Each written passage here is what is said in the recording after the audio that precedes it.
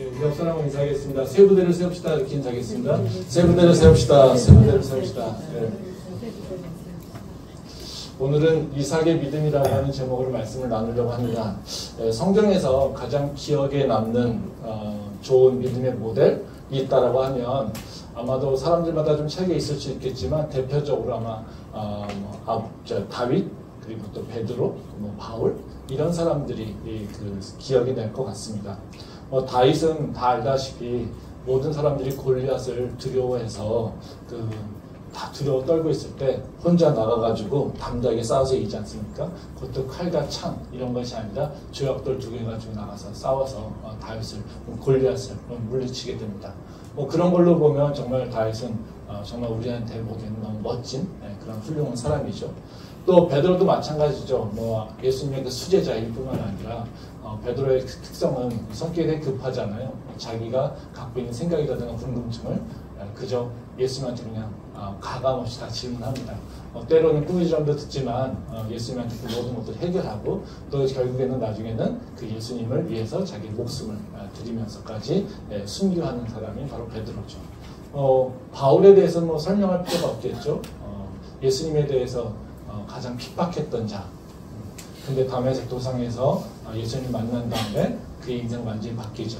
그래서 그의 그 뛰어난 논리력 그리고 율법에 대한 지식 이걸 통해서 복음을 전파할 뿐만 아니라 그 복음의 능력을 통해서 많은 사람들 또는 많은 교회를 세우는 것 이런 것들을 보면은 우리가 바울을 절대로 이제 놓칠 수가 없는 사람이라는 겁니다. 우리가 성경에 보게 되면 많은 믿음의 사람들이 있습니다. 그리고 그 믿음의 사람들마다 정말로 우리가 생각하지 못하는 그런 엄청난 일들을 감당해 나가는 경우가 있다는 거죠. 하나님께서 이런 사람들을 우리한테 보여주시고 또 우리한테 그런 자들을 소개시켜 주신 이유 이런 건 뭐겠습니까? 우리한테 그들을 배우고 또 너희들도 할 수 있다라고 하는 것을 우리한테 알려주시기 위한 것 아닐까 생각됩니다. 그런데 이제 문제는 우리가 성경을 보면서 다윗의 얘기, 또 베드로의 얘기, 바울의 얘기 이런 사람들의 얘기를 들으면서 사실 어떻습니까? 그들의 삶이 우리의 모습으로 들어와야지 되는데 우리는 그렇게 생각하지 않습니다. 그냥 그들은 그들이고 우리는 우리죠. 그러니까 그들이 갖고 있는 믿음의 행동들, 그 믿음의 도전들이 그러니까 그들은 가능하지만 우리는 안 돼라고 하는 생각을 많이 갖고 있죠. 그러니까 다윗이니까 그런 믿음의 행동이 됐을 거예요. 베드로니까 됐을 거야. 바울이니까 됐을 거야. 이런 생각을 하지 그들도 했으니까 나도 할 수 있겠지 라고 하는 생각을 잘 갖지 않는다는 거죠. 그러니까 하나님께서 분명히 바로 그들을 통해서 우리한테 보여주시는 것은 너희도 할 수 있어. 저들도 인간이야 라고 하는 것을 얘기하시는데 우리는 그런 믿음의 행동을 하고 있지 않다는 거죠. 왜 그래요? 그들은 그냥 다릅니다. 이런 얘기죠. 다윗이요? 보니까 너무요. 되게 적극적이에요. 그리고 성격도요 정말 하나님을 향한 그 열렬한 사랑이 있어요. 그리고 되게 담대하네요. 근데 우리는요 되게 적극적이지도 않고요. 그렇게 담대하지도 않아요. 골리앗 보고 저 두려워하지 않는데요. 우리는 골리앗이 아니라 골리앗과 비슷하게 생긴 놈만 봐도 두려워요. 이런 거죠. 바울의 그를 생각해보면서 바울처럼 우리가 왜 선교를 못하냐, 바울처럼 왜 이렇게 믿음으로 살지 못하냐 이런 얘기하면 바울은 우리랑 다르죠. 바울은 어렸을 때부터 율법을 잘 배웠고요. 바울은 하나님을 만났고요. 바울은 굉장히 논리적이고요. 머리가 좋아요. 글도 정말 잘 써요. 우리는 글도 잘 못 쓰고요. 우리는 능력이 없어요. 우리는 할 수 있는 게 없어요. 왜냐하면 저들과는 다르니까요. 성격도 다르고 그리고 그들이 갖고 있는 능력도 다르고 그들이 갖고 있는 경험도 다르기 때문에 우리는 하지 못해요. 라고 하는 생각을 갖고 있다는 거죠. 많은 경우에 우리가 이제 그 하나님의 그 믿음으로 나가지 못하는 이유가 여러 가지가 있는데요. 보통 많은 경우가 우리의 환경과 우리의 모습들, 내 성향들, 성격들을 보고서 판단하는 경우가 많습니다. 나는 저렇게 적극적이지 않은데, 나는 좀 소극적이고, 나는 그리고 좀 내성적인데, 나는 다윗 같은 사람, 나는 바울과 같은 사람, 이처럼 믿음의 행동을 하지 못할 것 같아. 이런 생각을 많이 한다는 거죠. 그래서 우리는 믿음의 행동보다는 자꾸 내 안에 갇혀 사는 경우가 많다는 겁니다. 근데 성경에 보면요.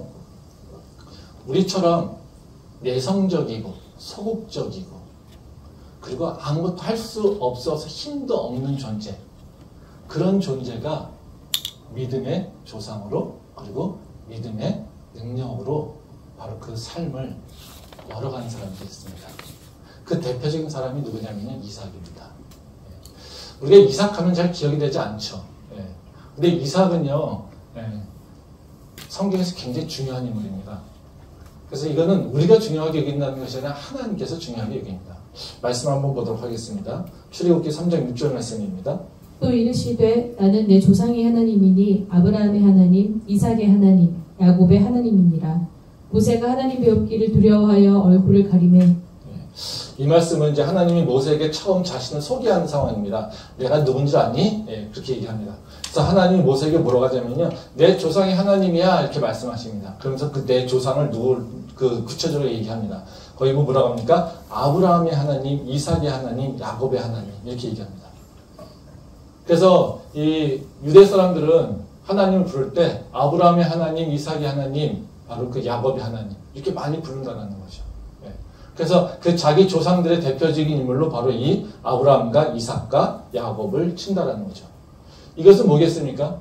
하나님께서조차도 자기를 소개할 때, 당신 소개하실 때 나는 아브라함의 하나님, 이삭의 하나님, 바로 야곱의 하나님이야 라고 한다라는 건 뭐겠습니까? 바로 아브라함의 믿음을, 이삭의 믿음을, 그리고 야곱의 믿음을 소중히 여기셨다라고 하는 것을 우리가 알 수 있다는 것이죠. 근데 한번 생각해 보십시오. 우리가 아브라함은 어떤 믿음을 갖고 있는지 잘 기억하죠. 자기 아들을 바치기까지 바로 그 하나님께 순종했던 바로 그 믿음. 그렇지 않습니까? 야곱의 믿음은 어떻습니까? 하나님의 그 축복권을 얻기 위해서 그 장자의 권한을 얻기 위해서 바로 그 형을 속이고 아버지를 속이고 했던 것들. 그래서 그 장자권을 엄청 얻기 위해서 고생하면서 평생을 살았던 모습. 그렇지 않습니까? 그래서 결국에는 바로 12지파의 바로 아버지가 됐던 야곱. 이삭하면 어떤 믿음이 생각납니까? 이삭의 대표적인 사건이 뭘까요? 이삭은 어떤 믿음을 소유했을까요? 이삭에 대해서는 우리가 잘 생각하지 못합니다. 왜냐하면요, 이삭은요, 자기가 주도적으로 한 것이 별로 없어요. 이삭은 언제 기억됩니까? 아브라함의 그 번제물, 또 야곱의 속임의 대상, 이렇게 된다는 거죠. 그 이유는 바로 이삭의 성품에 있다는 거죠.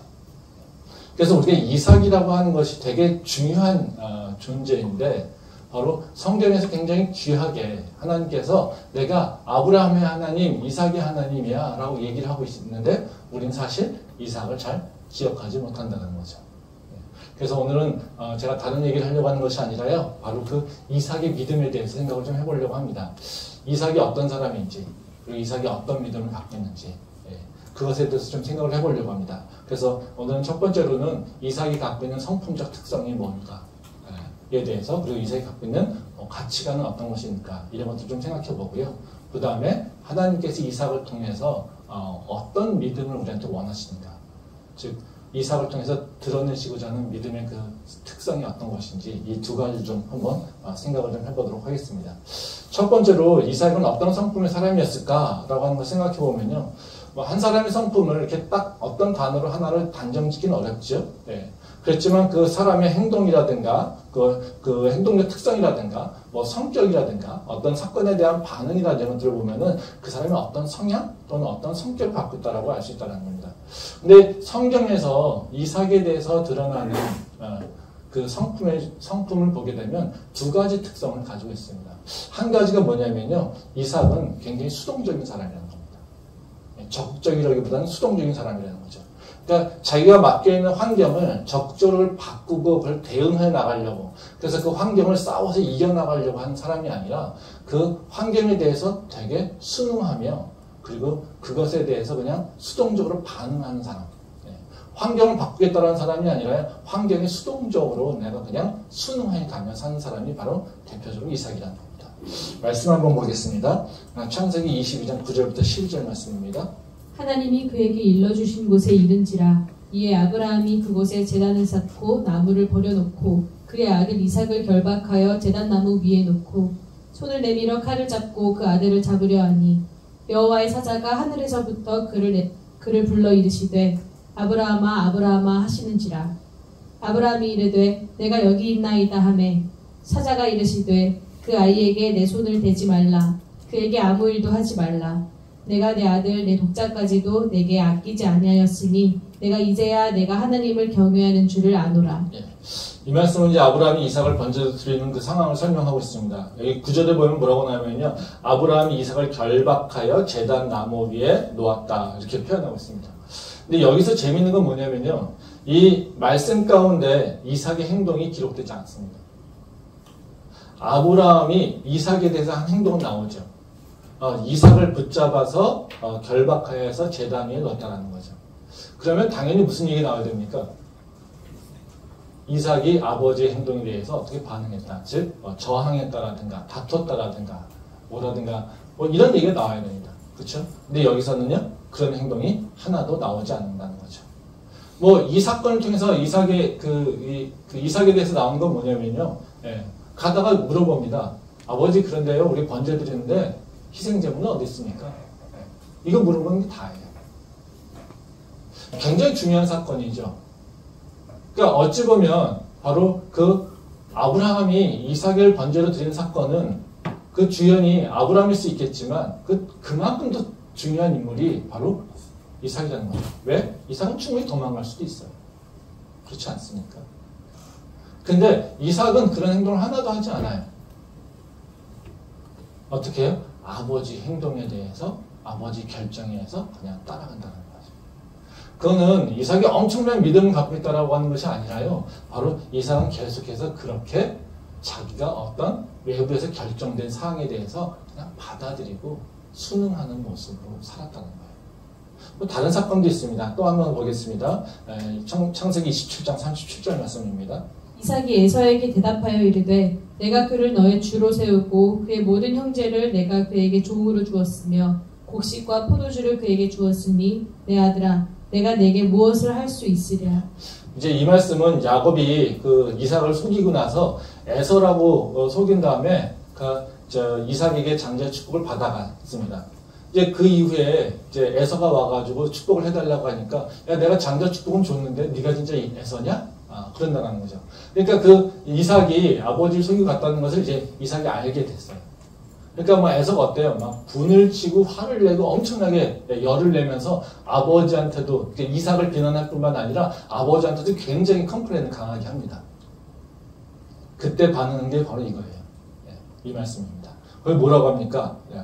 이삭이 에서에게 대답해 이르되 내가 그를 너의 주로 세우고 그의 모든 형제를 내가 그에게 종으로 주었으며 곡식과 포도주를 그에게 주었으니, 그 뒤가 너무 어이가 없죠? 내 아들아, 내가 내게 무엇을 할 수 있으랴. 이미 끝났어. 아무것도 할 게 없어. 지금 축복은 누가 준 거예요? 축복 기도는 자기가 한 거죠. 그렇죠? 그때 야, 나 기도 끝났어. 이제 할 게 없어. 내가 아무리 난리쳐도 소용없어. 이미 끝난 일이야. 야곱이 다 가져갔어. 어쩔 수 없어. 여러분의 아빠가 그런 얘기를 했다면 어떡하겠습니까? 도대체 이해가 안 되죠. 이해가 안 되는 사람입니다.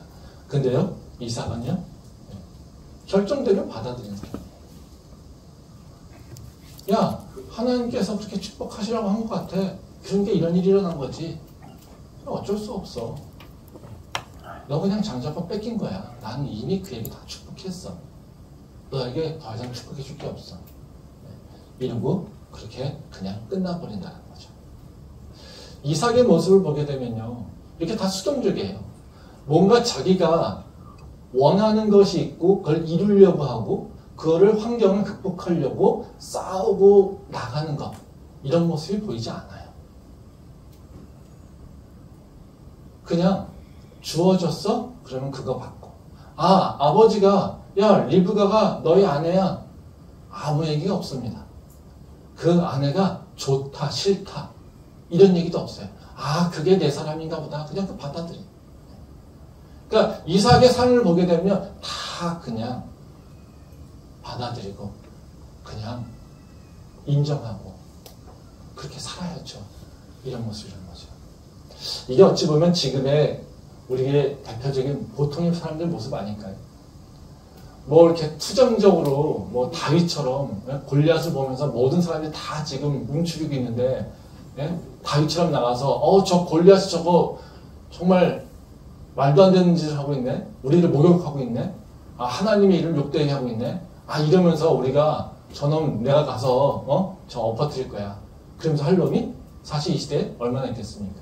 우리 할 수 있겠습니까? 다윗처럼. 대부분 사람은 다윗처럼 못합니다. 우리가 바울처럼 그렇게 할 수 있습니까? 우리가 베드로처럼 그런 신앙, 믿음의 모습을 볼 수 있습니까? 아, 물 위에서, 배에서 예수님이 물 위를 걷어오니까 우리가 그 모습 보고서 아, 예수님 나도 물 위를 걷게 해주세요. 이런 얘기 우리가 할 수 있을 것 같습니까? 우리는 기도의 시간에 막 은사를 받으면서 해도 우리는 어때요?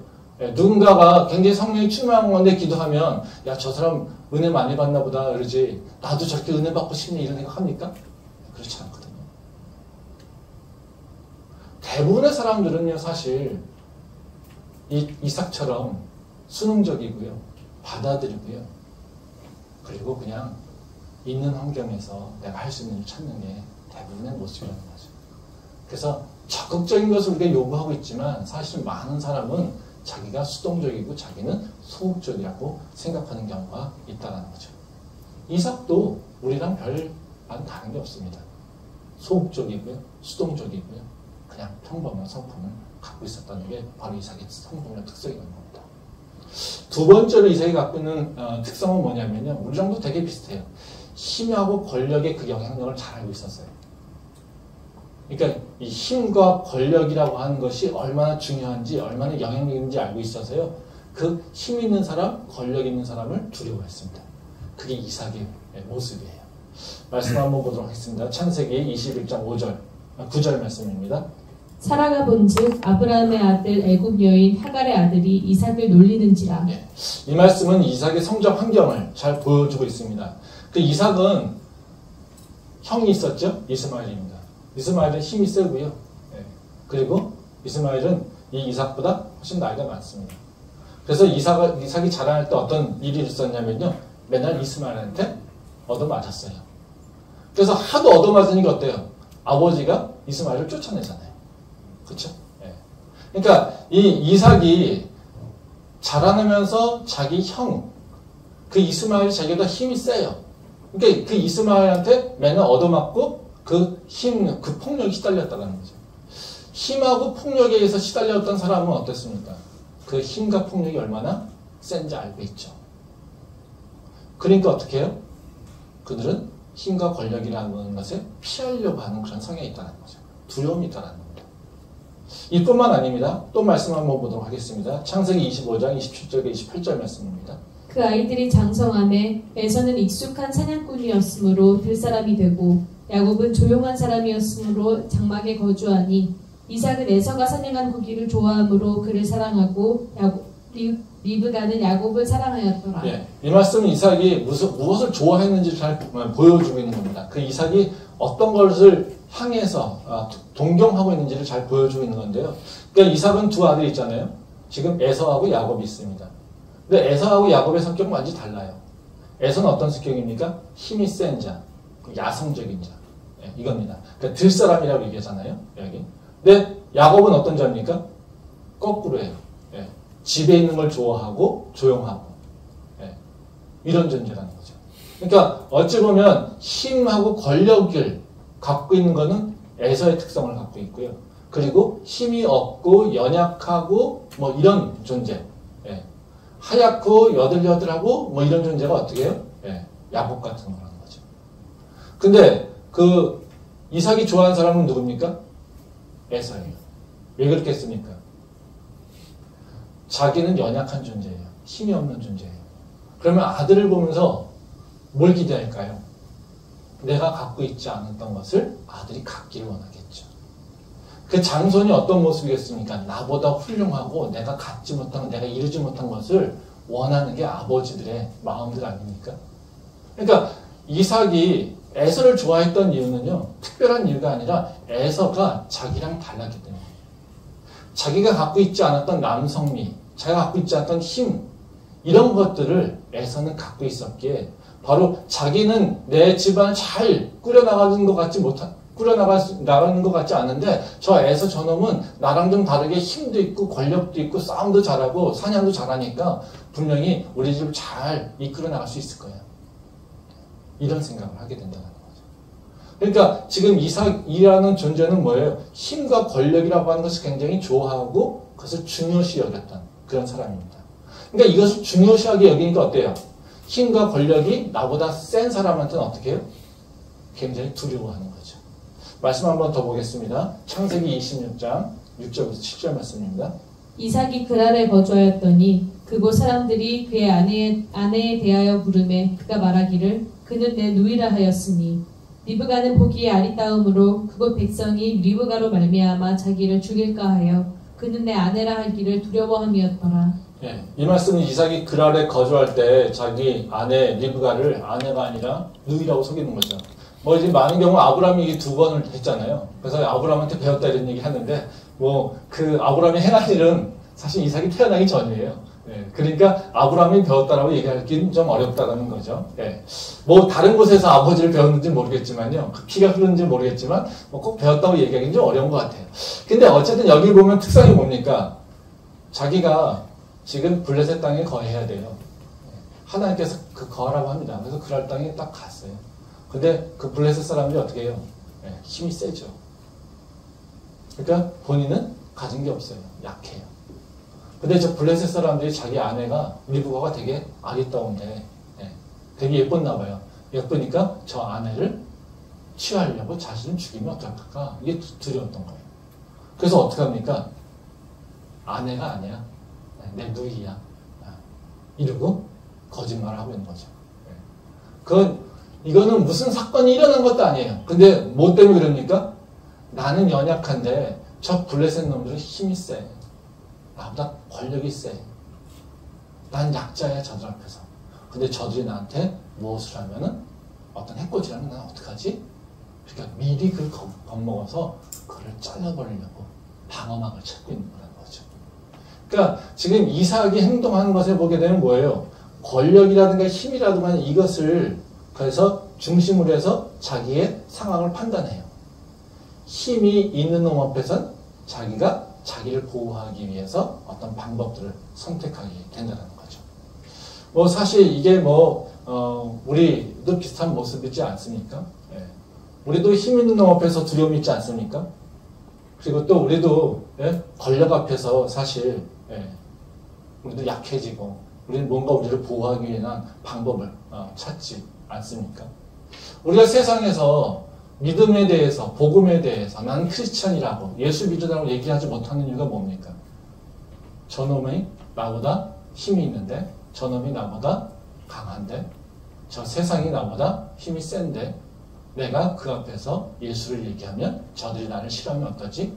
저들이 싫어하면 나보다 더 강한 자들이 나에게 해를 미칠 수 있을 것 같은데 내가 불리할 텐데 이런 생각이 우리는 순간 다 계산이 된다는 거죠. 누가 가르쳐주지 않아도.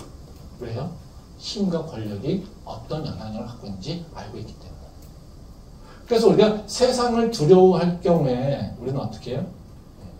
우리는 복음에 대해서 그리고 나의 정체성을 잘 드러내지 못한다는 거죠. 그게 일반적인 사람이죠. 바로 지금 이삭도 그냥 그런 사람이라는 겁니다. 아주 힘이나 권력 앞에서 연약해지고 그리고 그 권력 앞에서 나를 보호하기 위해서 자기 방어적 선택을 하는 사람. 이런 사람이 바로 이삭이라고 하는 것을 우리가 알 수 있습니다. 그러면 이렇게 연약하고 소극적이고 수동적인 사람, 이런 사람에게 하나님은 어떤 믿음을 요구하실까요? 그래, 너 연약하니까 그래 가만히 있어라. 내가 다 보호해 줄게. 너 그냥 방에 앉아만 있어. 내가 먹을 거 다 갖다 줄게. 너 그냥 이 안에서 그냥 가만히 있어. 그래, 도망 다녀. 그럼 내가 너 보호해 줄게. 이럴까요? 아, 너 수동적이 연약하지. 그러니까 너 믿음 연약하구나. 그래, 네 죄 짓는 거 어쩔 수 없는 거지. 그래, 내가 다 용서해 줄게. 아, 네가 두려워서 범죄했구나. 그래, 어쩔 수 없지 뭐. 그래, 내가 용서해 줄게. 믿으실까요? 이삭에게 하나님께서는 되게 도전적인 일을 하십니다. 그리고 이삭은 또 그 도전적인 일들에 대해서 순종하면서 하나님께 나갑니다. 그래서 오늘 모습 속에서 바로 이삭이 굉장히 수동적이고 힘과 권력 앞에서 연약한 존재지만 바로 하나님께서 이삭을 통해서 어떤 믿음이 우리 안에 갖기를 원하신지 그 특성을 좀 한번 보도록 하겠습니다. 두 가지만 생각하겠는데요. 하나님이 이삭에게 원했던 믿음은 어떤 거냐면요. 세상을 두려워할 때 그 두려움을 하나님을 의지함으로 이기기를 원했습니다.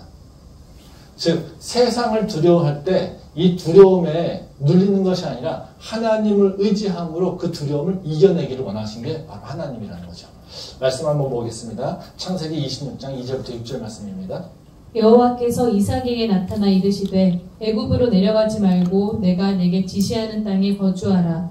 이 땅에 거류하면 내가 너와 함께 있어 내게 복을 주고 내가 이 모든 땅을 너와 내 자손에게 주리라. 내가 내 아버지 아브라함에게 맹세한 것을 이루어 내 자손을 하나님의 하늘의 별과 같이 번성하게 하며 이 모든 땅을 내 자손에게 주리니 네 자손으로 말미암아 천하 만민이 복을 받으리라. 이는 아브라함이 내 말을 순종하고 내 명령과 내 계명과 내 율례와 내 법도를 지켰음이라 하시니라. 이삭이 그랄에 거주하였더니. 네. 이제 이 말씀은 하나님이 이삭에게 어디에 거주할지를 알려주는 내용입니다. 그러니까 하나님 이삭에게 그런 얘기 하십니다. 애굽으로 가지 말고 그랄에 머물러라. 이렇게 얘기하신다는 거죠. 그러면서 하나님께서 네가 그랄에 머물면 아버지가 축복한 것처럼 내가 너를 축복할 거고 네 자손을 번성케 할 거야. 이런 얘기입니다. 근데 여기서 이제 재미있는 우리가 주목해야 될 말씀이 뭐냐면요. 2절 말씀이에요. 하나님께서 이삭에게 하시는 말씀입니다. 그러니까 하나님께서 이삭에게 뭐라고 하시냐면요. 애굽으로 내려가지 말고 내가 내게 지시하는 땅에 거주하라. 그러니까 하나님이 일반적으로 우리한테 명령을 얘기하실 때는 어디는 가지 마, 어디를 가 이렇게 얘기 안 하시죠. 아브라함을 부르실 때 어떻게 했습니까? 내가 지시한 땅으로 가 이렇게 얘기하시죠.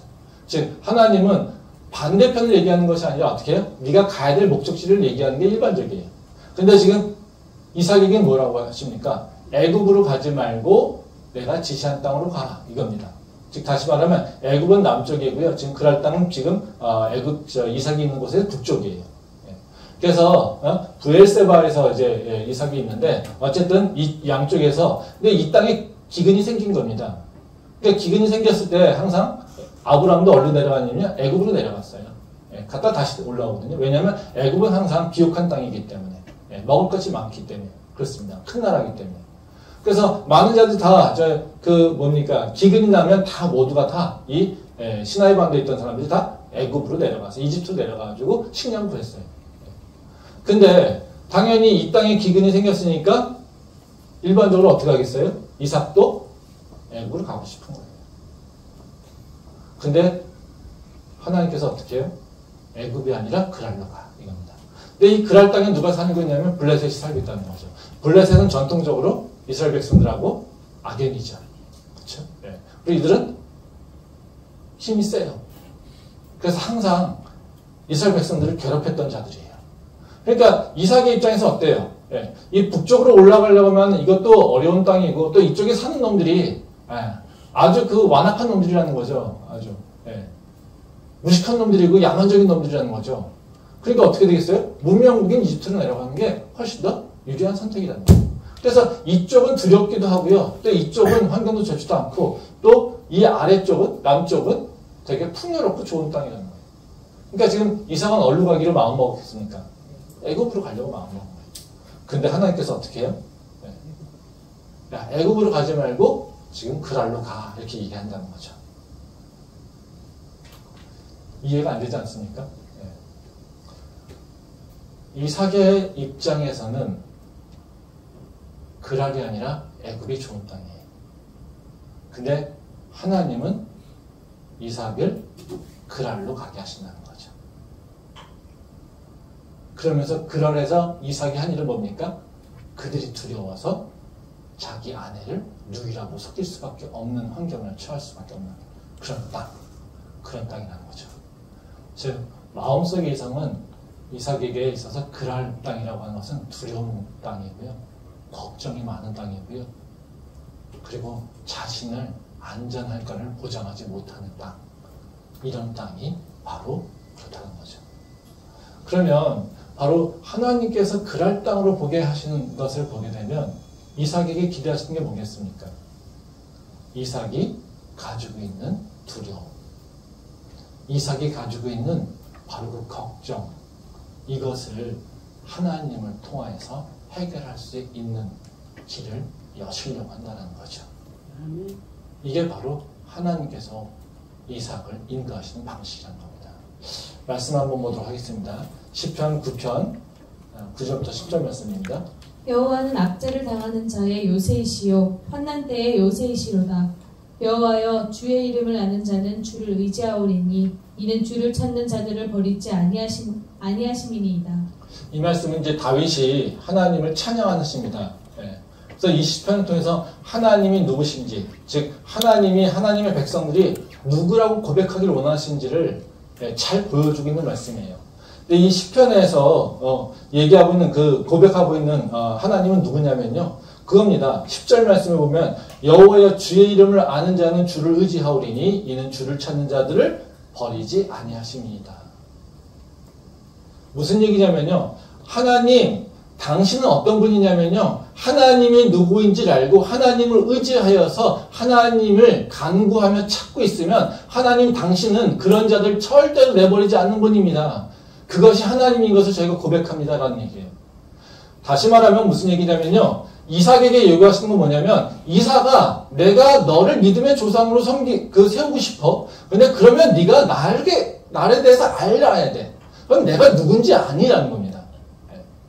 그러면 하나님께서 이삭을 통해서 나에게 알고 싶어하는 건 뭡니까? 이삭의 약한 점, 이삭의 연약한 점, 이삭의 부족한 점들, 바로 육체에 이끌려가는 점들을 하나님께서 고치기를 원하신다는 거죠. 지금 이삭의 육체적 특징은 뭡니까? 수동적이고요, 겁이 많고요, 힘과 권력이 센 것을 알고 있어요. 그래서 나보다 힘이 세고 권력이 있고 한 자들, 그런 자들을 피해서 도망가고 싶어하는 것, 바로 이삭의 마음이라는 거죠. 근데 하나님께서는 뭐라고 하십니까?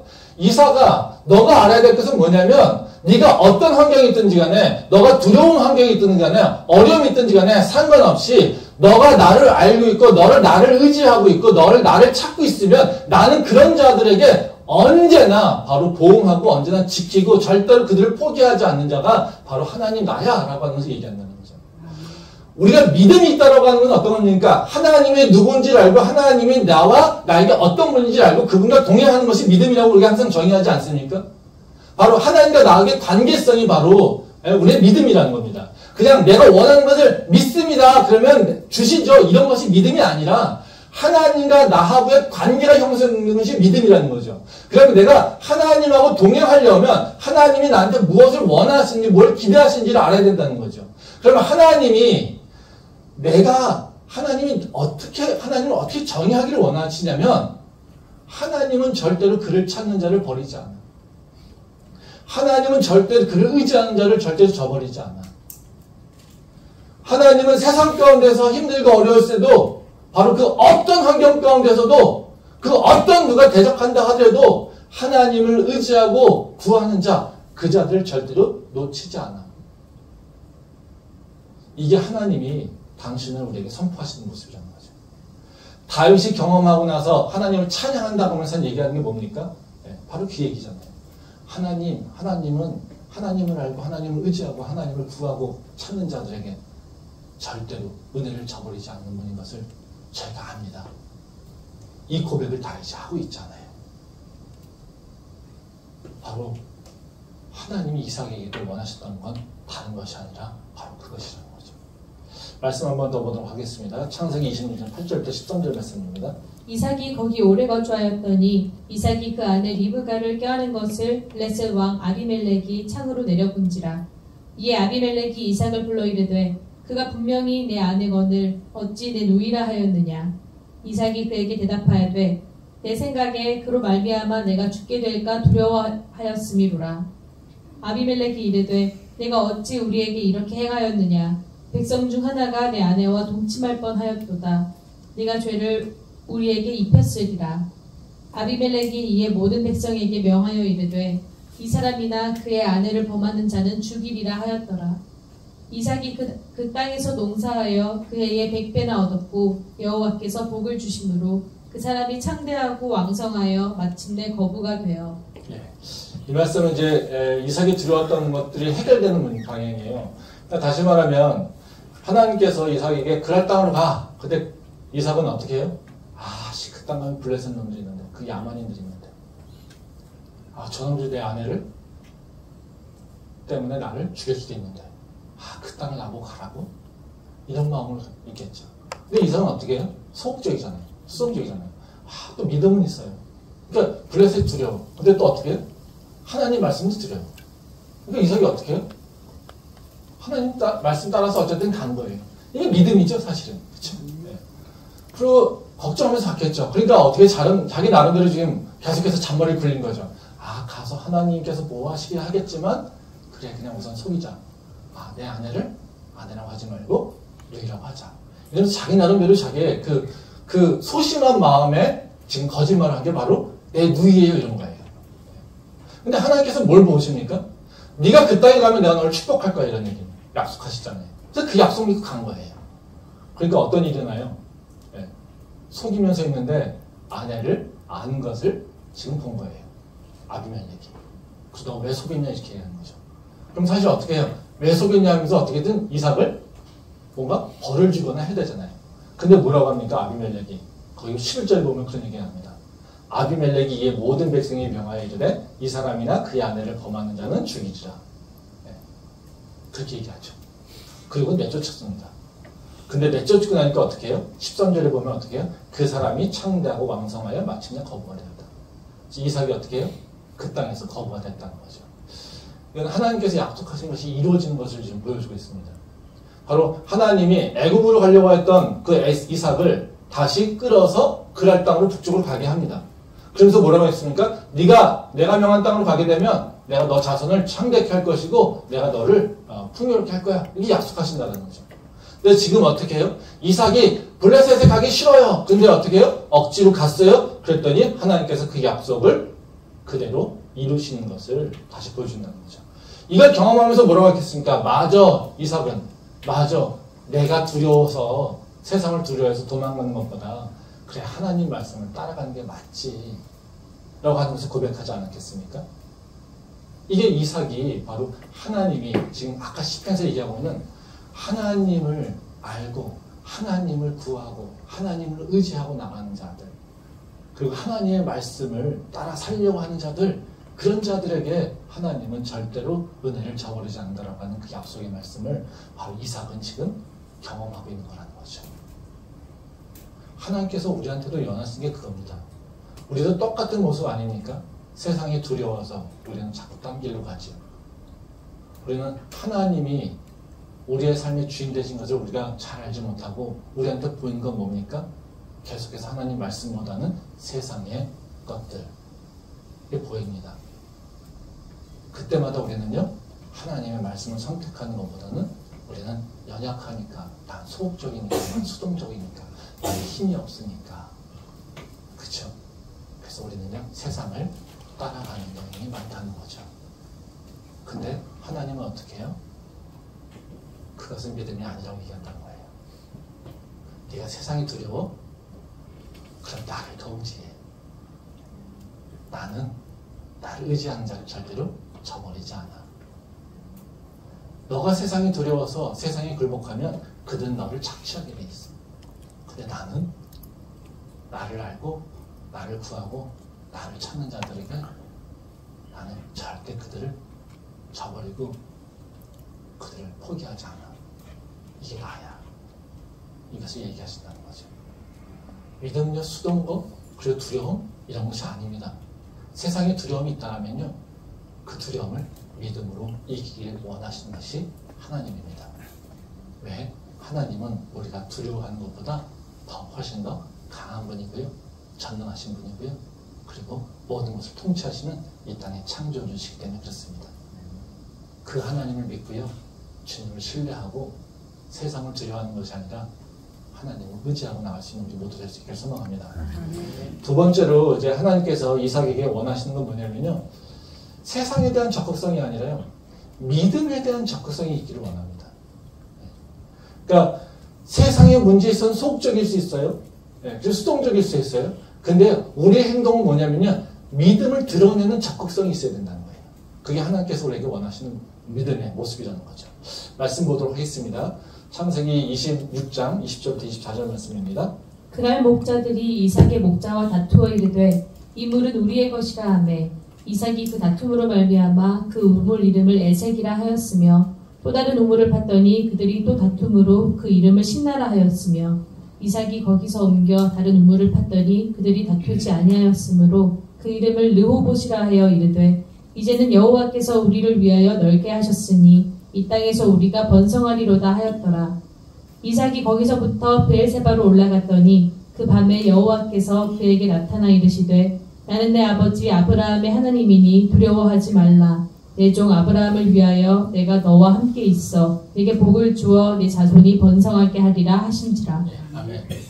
이 말씀은 이제 우리가 이삭의 믿음의 행동 중에서 가장 인상적이고 가장 특징적인 그런 모습입니다. 이제 이삭이 그랄 땅에 거하면서 이제 속이고 나서 이제 쫓겨나잖아요. 그래서 거부가 됐어요. 그러니까 이삭의 그랄 골짜기에서 살게 됐다는 거죠. 근데 이제 거기서 농사 지어야 되잖아요. 그러니까 농사 지니까 뭐가 필요해요? 물이 필요하죠. 그러니까 물을 팔려고 우물을 판 거예요. 근데 이제 이삭이 지금 거부가 됐잖아요. 그러니까 블레셋 놈들이 이삭을 보고 있겠죠. 어떻게 했습니까? 시기가 난 거예요. 저놈이 우리를 속였는데 저놈은 쫓겨나가지고 잘 살아. 그렇죠? 우리는 지금 힘들고 있는데 저놈은 거부가 됐어. 그러니까 어떻게 해요? 이삭이 우물을 팔 때마다 블레셋이 와서 그걸 덮어버려요. 그럼 어떻게 해요? 이삭은 싸워야 되잖아요. 근데 안 싸워요. 왜요? 수동적이고 겁이 많죠. 그러니까 어떻게 해요? 놓고 가요. 딴 데. 딴 데 가서 또 파요. 딴 데 가서 또 파면 물이 나와요. 그럼 또 어떻게 해요? 블레셋이? 또 시기 나잖아요. 또 뺏어버려요. 그럼 또 딴 데 가서 또 파는 거예요. 이런 일들이 반복되고 있다는 거예요. 그래서 여기 보면 이삭이 이 말씀에 보면 우리가 확실히 드러나는 건 뭐예요? 우물을 여러 번 팠어요. 에색이라고 하는 우물. 다툼, 싸움이라는 뜻이고요. 신나. 이거는 대적하는 것을 얘기하고 있는 거고요. 그래서 이 에색 신나라는 대적하고 싸워서 다툼 때문에 있는 우물이다라고 이렇게 포기하고 갑니다. 그리고 또 팠어요. 그랬더니 이제 블레셋이 포기하고 저는 안 되나 보다. 그래서 그냥 족보래요. 그래서 뭐라고 합니까? 르호봇. 하나님께서 우리 지경을 넓히셨다. 이런 얘기를 하고 있습니다. 이게 참 무슨 얘기죠? 생각해보세요. 이삭은 지금 이 우물 권리가 있어요. 이건 원래 또 아버지 거예요. 근데 저놈들이 나빠서 저놈들이 자기를 시기해가지고 내가 우물을 열심히 이 우물을 파는 게 쉬운 일이 아니에요. 지금처럼 관적 볶는 게 아니잖아요. 엄청 힘들어서 팠는데 무리가 와가지고 그걸 뺏어가요. 그럼 어떻게 해요? 그 마음이 얼마나 쓰리겠어요. 우리는 세상에서 내가 잘한 거 그걸 누가 살짝만 뺏어가도 어떻습니까? 엄청 화나잖아요. 그렇죠? 직장에서 싸우고 막 난리치는 이유가 다른 거잖아요. 내가 열심히 해서 잘하는 공을 세웠는데 저 위에 놈이 뺏어갔어. 저런 나쁜 놈 저게 무슨 상관이야. 이러고 싸우는 게 사실 지금 세상이잖아요. 그렇죠? 친구들 사이에서 좀 선언을 했는데 다른 친구를 내가 있어로 뺏어놓으면 그거 진짜 나쁜 놈이잖아요. 그렇죠? 근데 내가 지금 엄청 힘들어가지고 우물을 팠어요. 근데 블레셋이 와가지고 그걸 다 뺏어가요. 그럼 어떻게 됩니까? 우리는 싸워야 되는 거 아닙니까? 야, 이건 내 거야. 이게 당연히 우리가 해야 될 일 아닙니까? 근데 이삭은요? 그래, 가져가. 난 딴 데 가서 팔게. 그래, 가져가. 딴 데 가서 팔게. 이러고 있다는 거죠.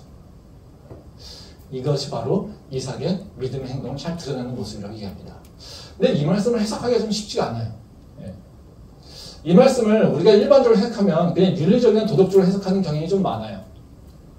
그러면 이 윤리적 도덕적으로 해석하면 이게 어떻습니까? 야, 싸우지 마. 그냥 양보해. 너희는 세상에 이롭게 하는 거니까 세상을 도와줘야지. 그러니까 우리 크리스찬들은 세상 가서 싸우는 거 아니야. 그냥 다 줘. 다 줘. 양보하면 돼. 예, 그쵸?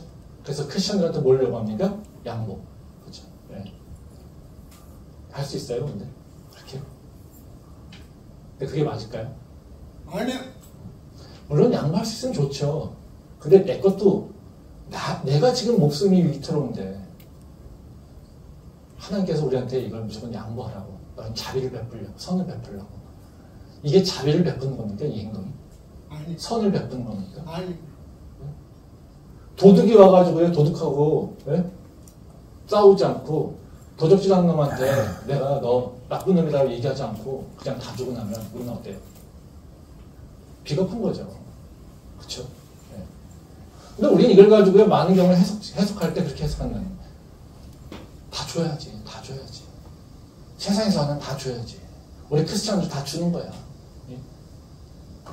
이 말씀은 꼭 그런 뜻은 아닙니다. 그걸 보는 거는 정말 윤리와 도덕적 관점에서만 말씀을 보는 거고요. 이 말씀을 통해서 하나님께서 이삭을 칭찬한 이유는 뭐냐면요. 이삭은 세상과 다투려고 하는 적극성과 그 대담성은 없습니다. 근데요, 이삭은요, 하나님을 믿는 믿음에는요, 끊임없이 그 믿음의 길을 지켜나갔다는 거예요. 아멘. 즉, 다시 말하면, 이삭은요, 세상적인 면에 있어서는요, 소극적이고 수동적이에요. 근데 자기의 믿음을 지켜나가기 위해서는요, 굉장히 적극적이고 열성적이었다는 거예요. 이게 바로 믿음의 모습이에요. 그 이삭의 믿음의 특징이라는 거죠. 말씀 한번 보도록 하겠습니다. 창세기 26장 18절에서 19절 말씀입니다. 그 아버지 아브라함 때에 팠던 우물들을 다시 팠으니 이는 아브라함이 죽은 후에 블레셋 사람이 그 우물들을 메웠습니다.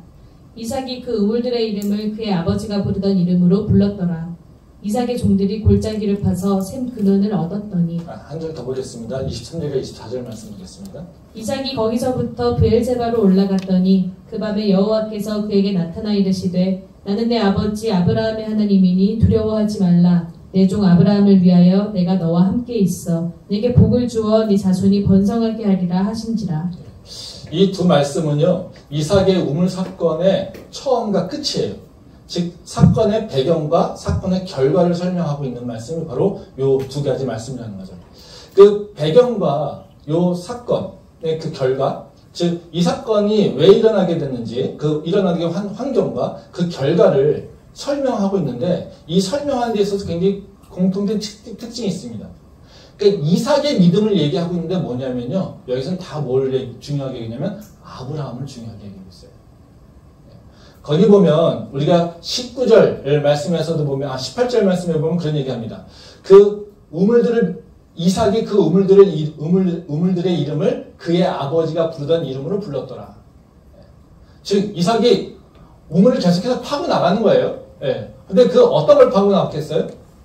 아버지가 팠던 우물들. 즉 아버지가 우물들을 많이 팠어요. 그럴 땅에 거주하면서. 근데 블레셋하고 약속을 합니다. 예.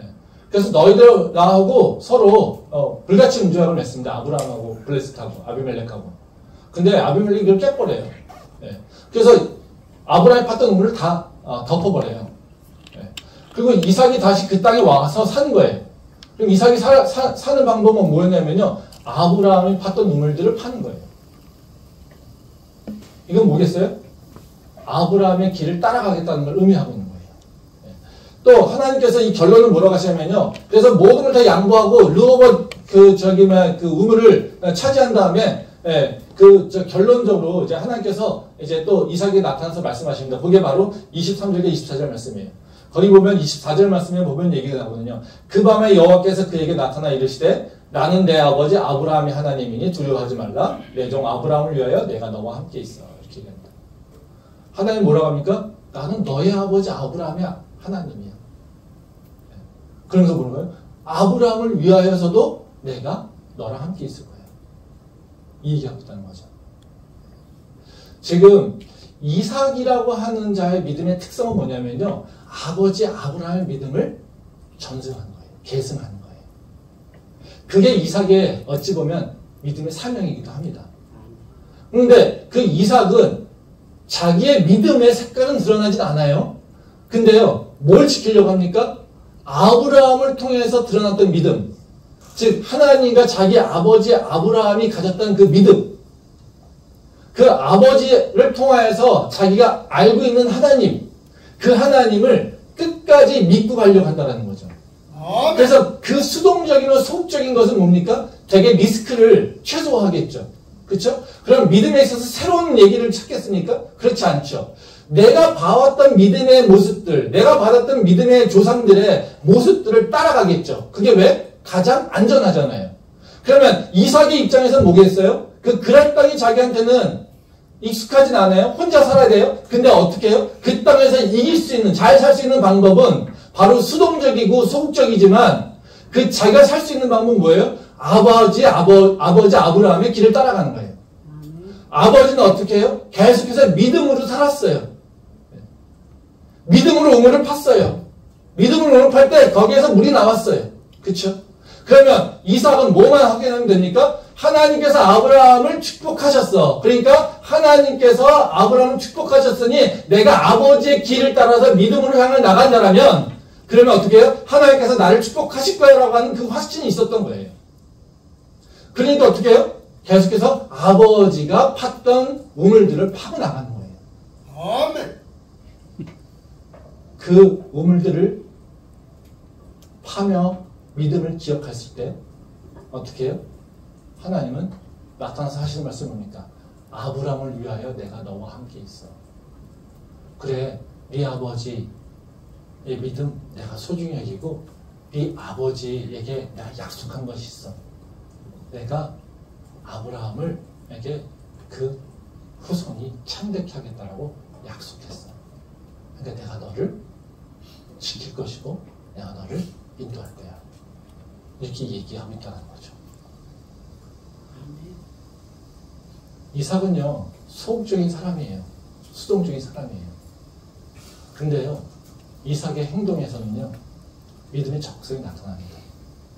그 믿음을 지키기 위해서 그는요, 쉴 새 없이, 끊임없이 그 우물을 파고 있다는 거예요. 우리가 세상에서 대해서는 소극적일 수 있습니다. 수동적일 수 있습니다. 근데요, 우리는 믿음에 있어서는 적극성을 가지고 있어야 됩니다. 아멘. 그게 우리가 서로 배워야 될 부분이라는 거죠. 우리는 제가 목회하면서 가장 어려운 상황 또는 정말 설득되지 않는 그런 상황들이 몇 번, 그러니까 그런 상황들이 좀 있어요. 그러니까 저도 저의 믿음을 우리 청년들이나 이렇게 얘기할 때 우리 청년들한테 우리 장로님 권사님들 그 어른들의 그 믿음의 모습을 좀 배웠으면 좋겠다. 그들이 하고 있는 믿음의 그 길들을 따라가면 좋겠다. 이런 얘기 많이 합니다. 저도 나도 믿음 가지고 사는데 우리 이렇게 같이 믿음 가면서 살면 좋지 않겠냐 이런 얘기를 합니다. 근데 그때마다 탁 벽에 붙이는 것이 뭐냐면요. 목사님은 교수잖아요. 우리랑 다르잖아요. 목사님은 교수라서 여유 있잖아요. 우리는 지금 얼마나 힘든지, 우리는 얼마나 바쁜지, 그리고 우리는 얼마나 어려운지, 환경이 우리는 얼마나 빡빡한지 목사님은 모르시잖아요. 그런 얘기를 들을 때가 있습니다.